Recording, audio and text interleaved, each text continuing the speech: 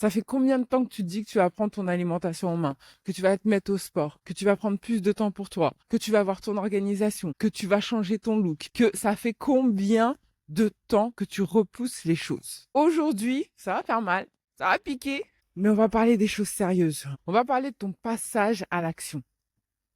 Passer à l'action. Arrêtez de réfléchir, arrêtez de se poser 1 milliard de questions. Qu'est-ce que tu attends pour passer à l'action? Bref, bienvenue dans ce nouvel épisode de podcast.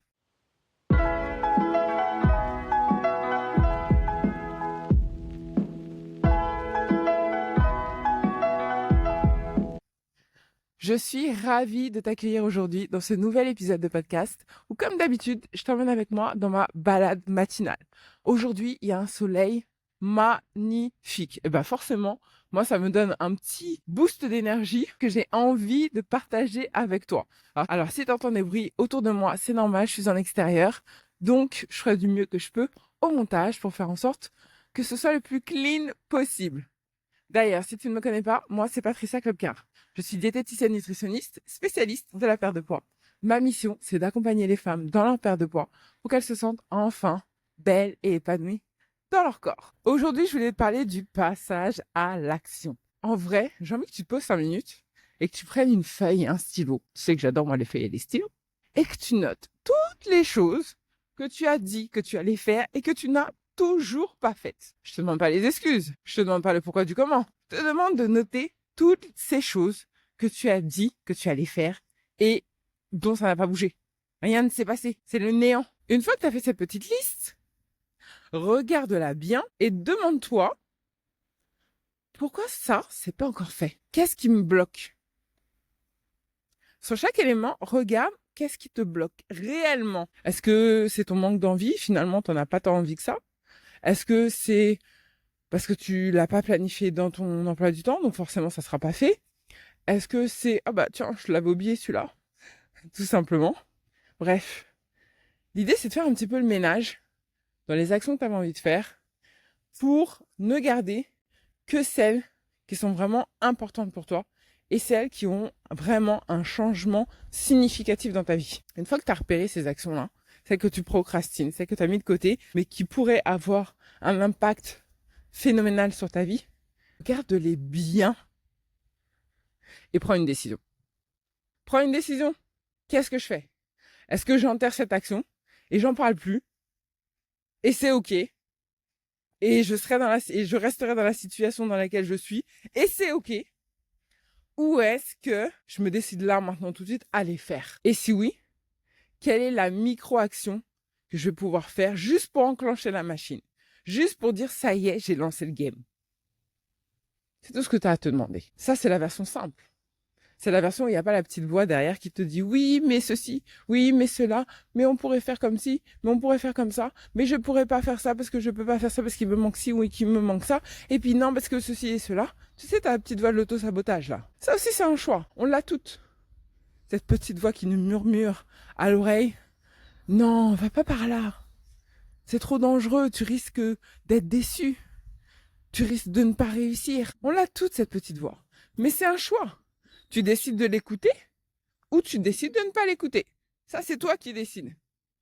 Dans tous les cas, elle sera là. Dans tous les cas, elle est présente. Ça, c'est normal. Ça fait partie de ton humanité. C'est ton système de défense. C'est normal.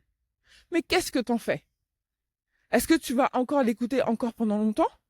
Est-ce que tu vas la prendre et la dorloter, cette petite excuse, comme un petit doudou? Parce que c'est tellement plus confortable finalement de succomber à ses peurs et se dire « Oh, à quoi bon essayer ?» Parce que finalement, ma zone de confort à moi, c'est cette zone-là. Cette zone où je reste sur place, où je ne fais rien.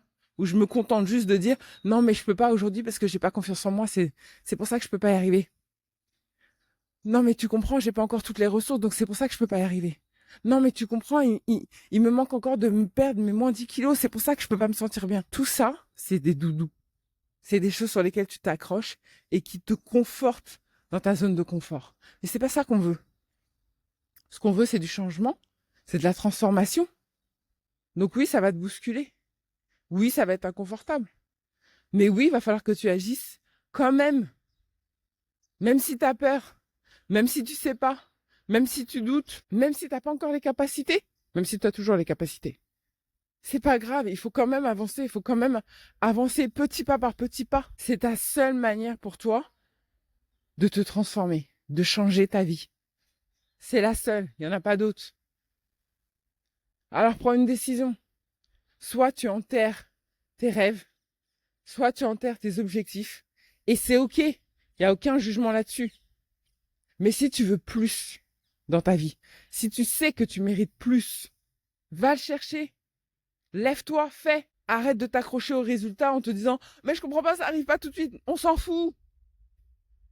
Moi, je connais personne qui plante des graines, qui les arrose et qui n'a pas de résultat. Je connais personne. Par contre, si tu plantes tes graines, tu arroses tous les 4 000 et tous les 2 et toutes les 5 minutes, tu es là en train de creuser pour voir si la graine pousse, ça marche pas.